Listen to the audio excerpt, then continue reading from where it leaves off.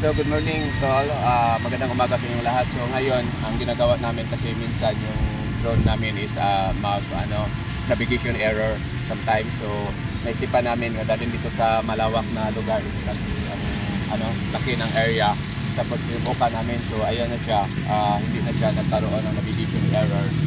Although ang satellite ko dito is 19 pa. So wala naman, hindi man siya maglabas dito ng mga code error dito sa remote. So nagka-problema kasi kami minsan mag-normal tapos mag-navigation error. So kaya naisip ko na dali na lang dito. So ngayon natistingan namin although maulan tapos yung drone, ang sa lakas ng hangin dito is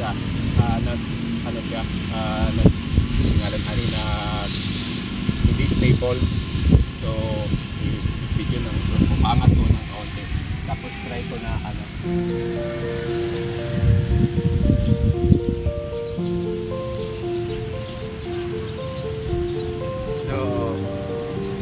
raining.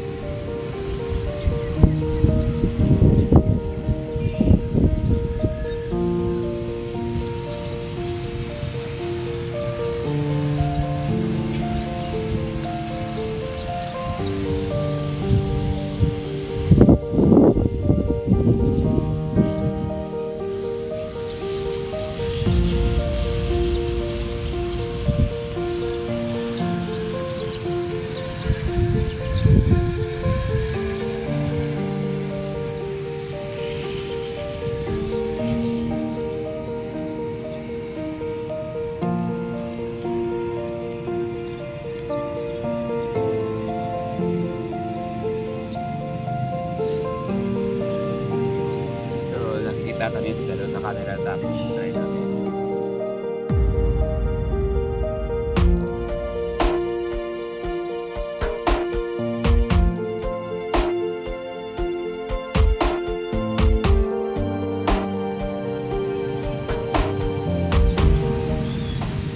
Ayaw rin kay isa ka itong balay ay.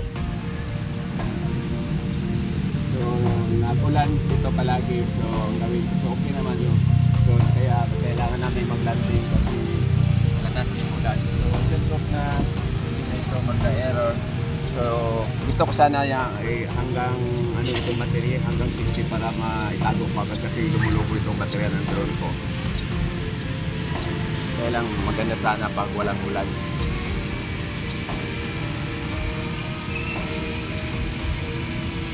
So yun ang kahit mag-around ilan na katuig niya ito?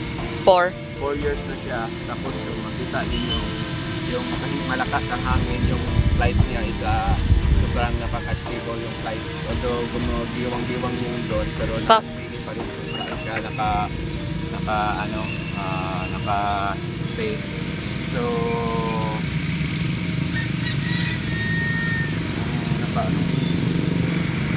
yung niya tawa na yung height.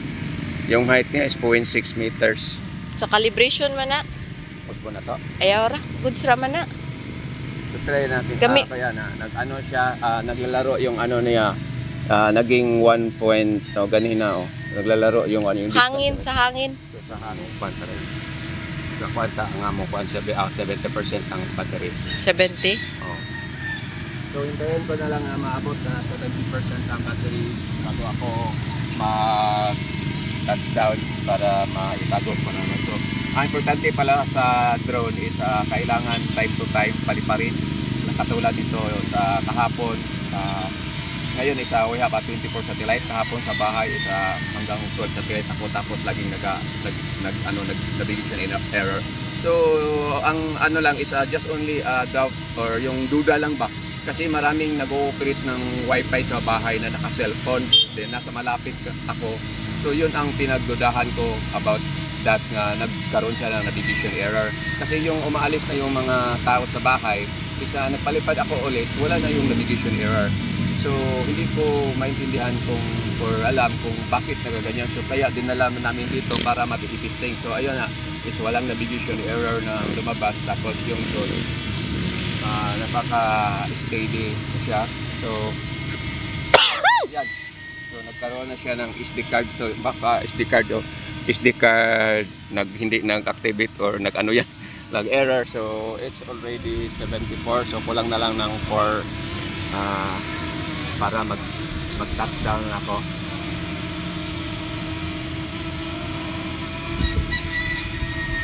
So, itayo po ko yung camera tapos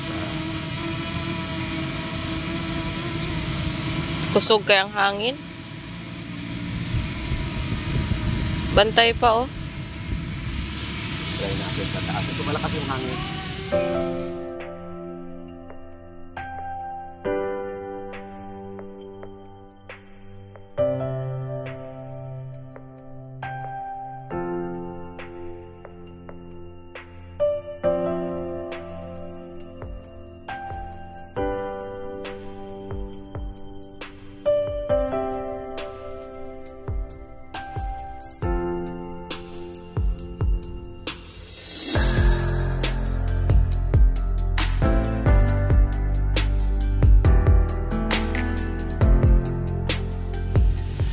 Hindi nag-accurate ko ito. Ngalipit yun ang pinakamataas ko na flight.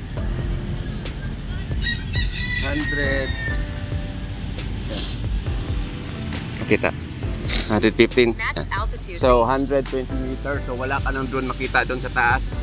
Buti na lang umiinit. So wala na yung ulan. So babalik na ako pababa.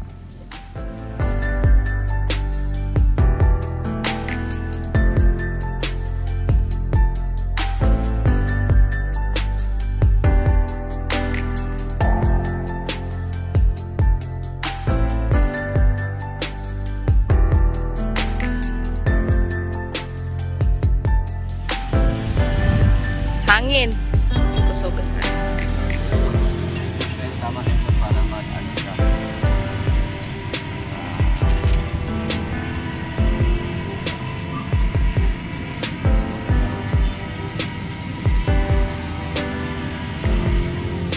So maglalanding.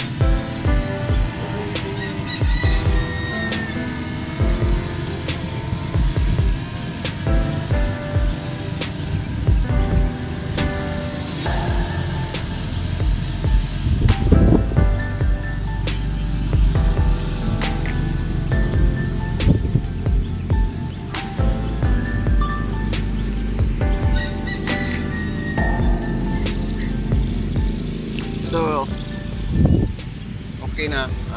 So, ang kailangan pala is kailangan hindi tayo magpapalipad yung area na masyadong crowded tapos maraming mga metal.